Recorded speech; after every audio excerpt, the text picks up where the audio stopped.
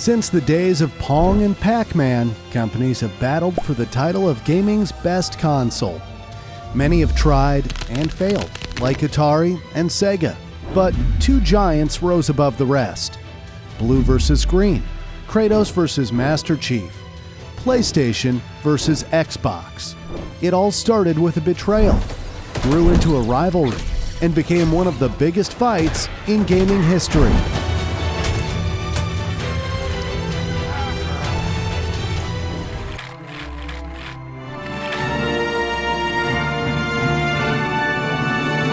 This is the evolution of gaming's greatest battle, PlayStation versus Xbox.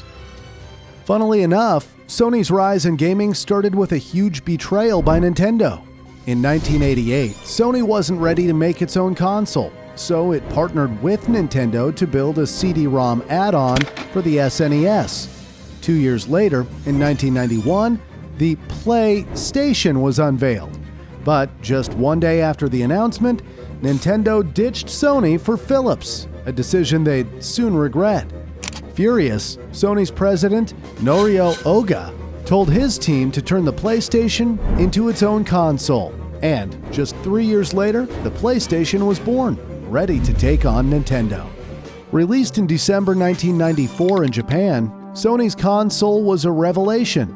It was soon distributed worldwide and became the first game console in history to sell more than 100 million units. By comparison, Nintendo's SNES sold less than half that during its lifetime.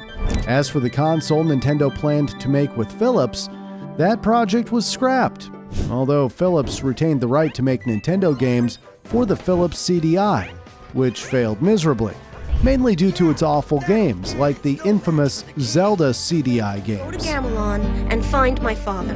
Great! I can't wait to bomb some Dodongos! The PlayStation used CDs instead of cartridges, giving developers up to 650 megabytes of space, compared to about 15 megabytes on a cartridge. It was also cheaper, costing $299, while the CDI launched at a shocking $799. With better graphics, smoother gameplay, and titles like Ridge Racer, Crash Bandicoot, and Metal Gear Solid, the PlayStation became the go-to console.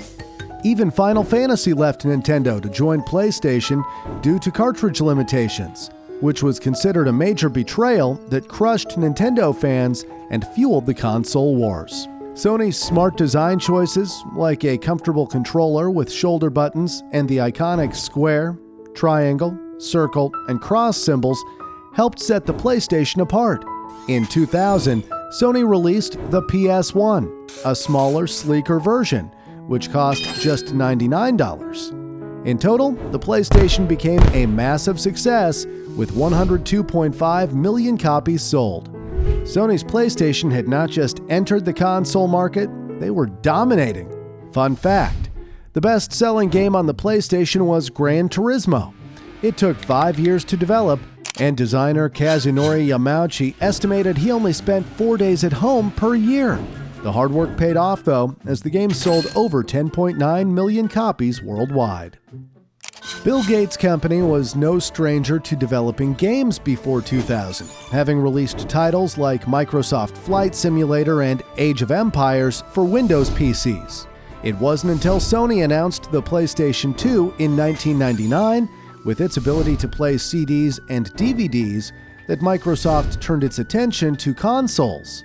Microsoft, a software giant with no console experience, invested over $1 billion into the Xbox, facing skepticism from the industry and risking massive losses to challenge Sony's dominance.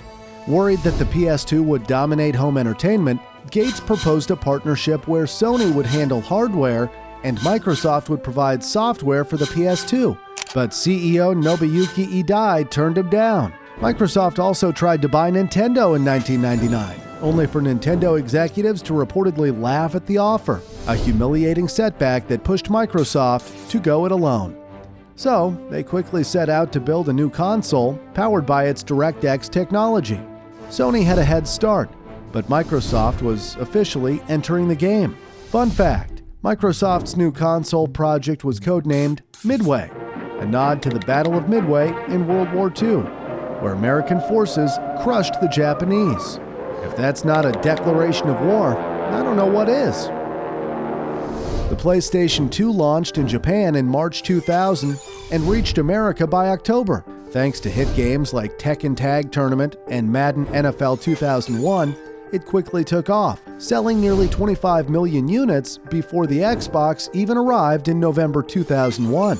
Both consoles cost $299, but building the Xbox actually cost Microsoft about $425, resulting in a loss of around $4 billion over its lifetime. But this was a strategy to break into the gaming console market, and the Xbox was all about creating a name for itself. With its bulky, green-lit design, it gave gamers a new choice. If they could handle the Duke, the original Xbox controller was so huge that Seamus Blackley, one of the creators of the Xbox, joked, "There are some Japanese apartments that are only twice or 3 times the size of the Duke." He also said it was offensive in Japan. Microsoft responded with the smaller S controller, which eventually became the standard. Challenges aside, the original Xbox had some real strengths. Before launch, Microsoft bought a game studio called Bungie. Bungie adapted their Halo project into a first-person shooter that used the Xbox's powerful hardware. Master Chief quickly became a household name. Other standout games for Xbox included Forza Motorsport, Fable, Star Wars: Knights of the Old Republic, and Tom Clancy's Splinter Cell. The PlayStation 2 hit back with beloved titles like Ratchet & Clank, God of War, Jak and Daxter. It also had Grand Theft Auto: San Andreas, the best-selling game on the console with over 17 million copies sold. Grand Theft Auto 3 was another hit, appearing on both systems, though PS2 players got it 2 years earlier. Another advantage of the PS2 was that it played DVDs straight out of the box. One area where the Xbox clearly pulled ahead was online gaming. Xbox Live launched in 2002 and changed online play forever. It offered downloadable content, voice chat, and online achievements, while PlayStation lagged behind, with online multiplayer running on third-party servers that were the responsibility of individual game publishers. In 2004, Sony released a slimmer, lighter PlayStation 2 for $149, known as the PS2 Slim. It was quieter than the original and included a built-in Ethernet port. The original Xbox never received a Slim model. The Xbox put up a strong fight, selling around 24 million units, but the PlayStation 2 dominated the generation, selling over 160 million units and becoming the best-selling console of all time. Fun fact, do you know why the Xbox is green? According to Seamus Blackley, there was a guy at Microsoft who had a bunch of fancy markers that everyone kept stealing. The only color left was green. So the early Xbox designs were made with it. Microsoft made it official, and Blackley joked it was the green nobody wanted. Knowing they needed to land an early punch in round 2, Microsoft launched the Xbox 360 in November 2005. Almost a full year before Sony released the PlayStation 3. The 360 switched to a white design and sold for $399 for the Pro version with a 20GB hard drive, or $299 for the Core version with just a 64MB memory card. Sony arrived late and expensive, charging $499 for a 20GB PS3 and $599 for a 60GB model. This time, Sony seemed to make all the wrong moves. The PS3's boomerang-style prototype controller, shown at E3 2005, was refined into the 6-axis after feedback, while Xbox improved their controller design. The Xbox 360 had a strong early lineup, with Halo 3, Gears of War, Fable 2, and Mass Effect. Xbox Live Arcade also boosted indie hits like Castle Crashers. Meanwhile, the PS3 library took a while to warm up, but redeemed itself with cinematic single-player masterpieces like Uncharted, The Last of Us, God of War 3, Metal Gear Solid 4, Little Big Planet, and Demon's Souls. Both consoles also shared massive third-party hits like Call of Duty Modern Warfare 2, Skyrim, and Grand Theft Auto 5, which became some of the most popular games ever. Sony introduced PlayStation Network and made online play free, but it came with more lag and less stability compared to Xbox Live. The PS3's complex architecture made it harder for developers, while the Xbox 360 was easier to work with and landed more exclusives like Gears of War. The PS3 was more powerful overall and supported Blu-ray, but Xbox 360 players had to deal with the dreaded Ring of Death. It was not just a hardware flaw, it was a nightmare. Failure rates were as high as 54% early on. Microsoft spent over $1 billion fixing it, but their early lead in the market kept them afloat. In 2007, the Xbox 360 Elite launched with a 120GB hard drive and black finish.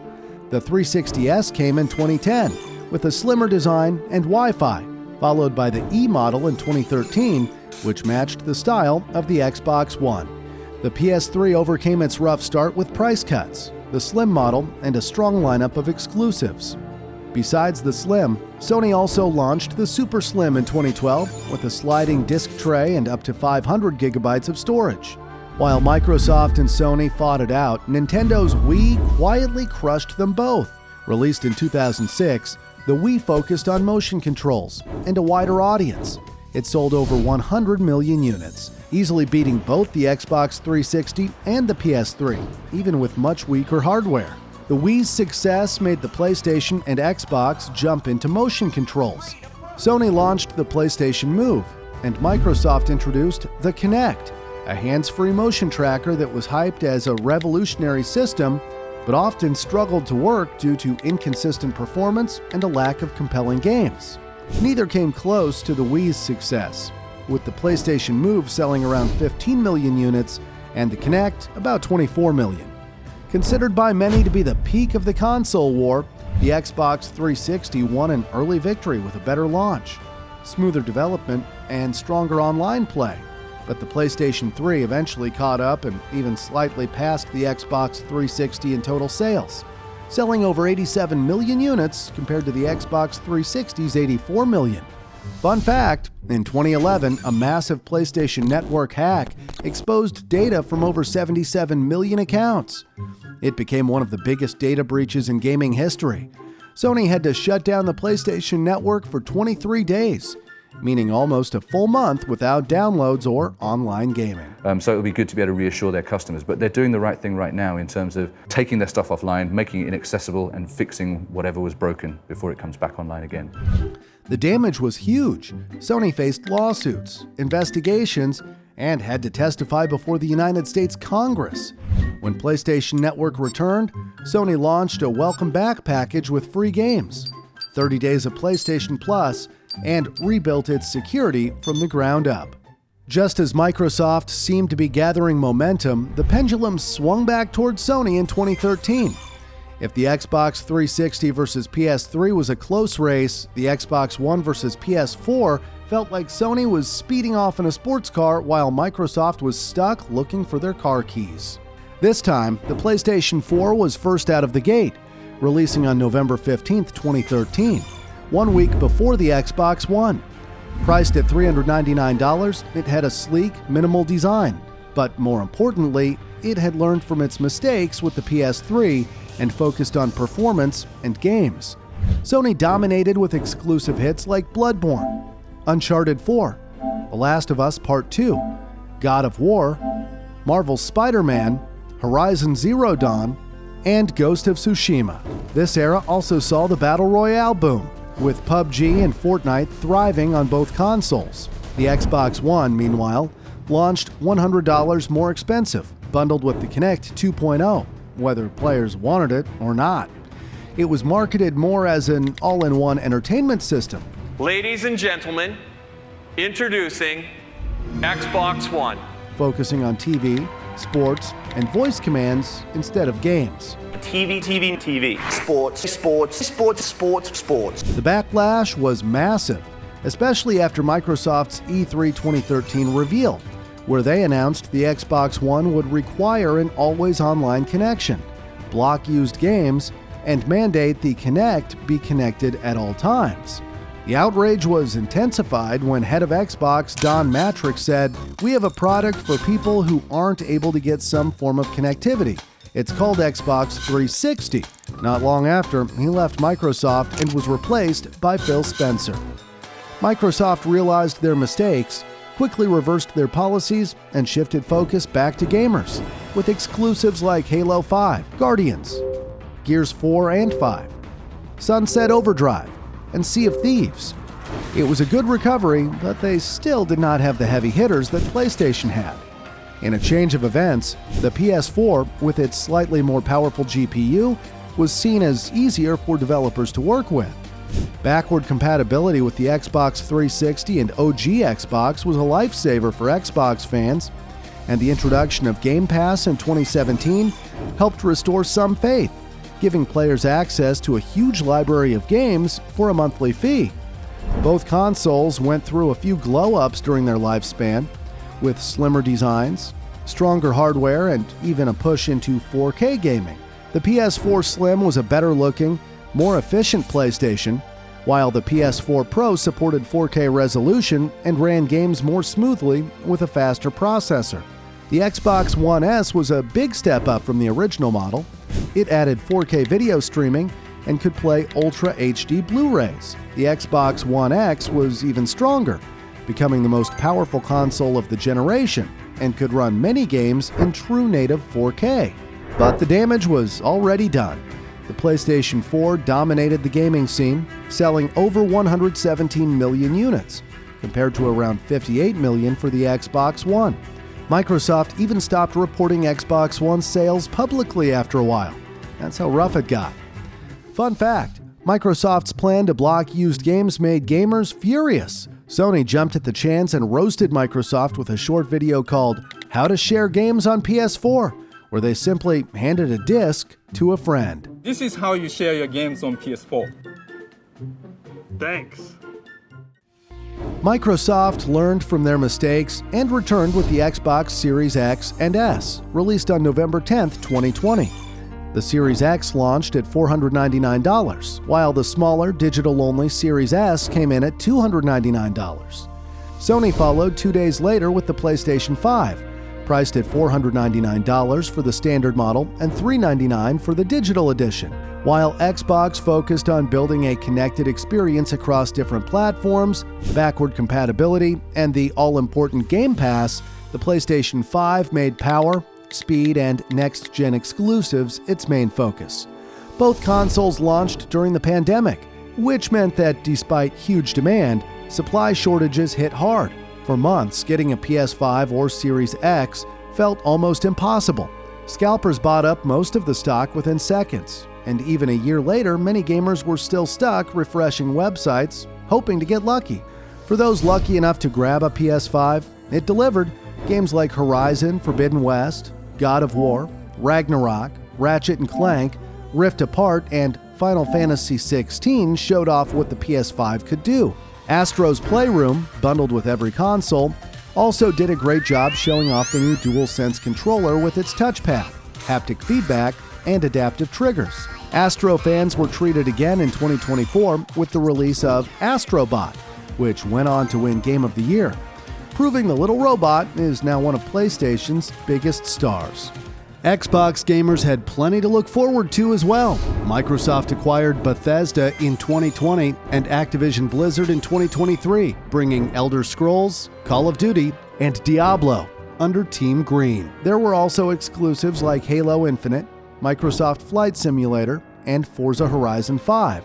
The Xbox Series X and S offer full backward compatibility all the way back to the original Xbox, while the PS5 only supports PS4 games.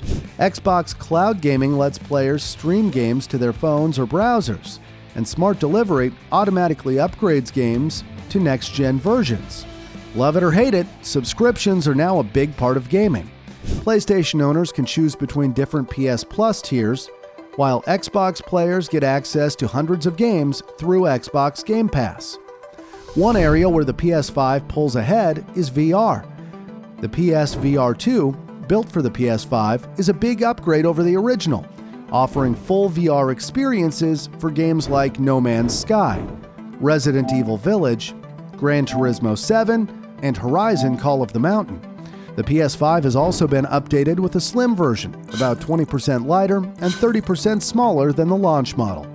In November 2024, Sony released the PS5 Pro with a larger GPU, faster memory, and better ray tracing for smoother 4K gaming at 60 frames per second. The $699 price, though, sparked a lot of controversy. Meanwhile, the Xbox Series S remains the smallest Xbox ever made, and a Series X refresh is rumored to be on the way. Right now, the PS5 is winning the sales race, with around 75 million units sold, compared to about 30 million for the Series X and S. Xbox Game Pass has also grown to 34 million subscribers as of February 2024, with Microsoft aiming to pass 100 million by 2030. Fun fact: the console war as we know it could be over already. While Sony and Nintendo stick to traditional consoles, Microsoft is building a gaming empire in the cloud, aiming to become the Netflix of gaming. As part of their Xbox Everywhere plan, Microsoft is moving Xbox games onto more platforms, even PlayStation. This already happened with Sea of Thieves and Hi-Fi Rush, and it could soon include former exclusives like Halo. It could mean Microsoft moves away from hardware and returns to its roots as a software giant. If you enjoyed this, check out the evolution of Nintendo, evolution of Xbox, and evolution of PlayStation. Mario vs. Sonic is already live if you want more action, and even more evolutions are coming soon.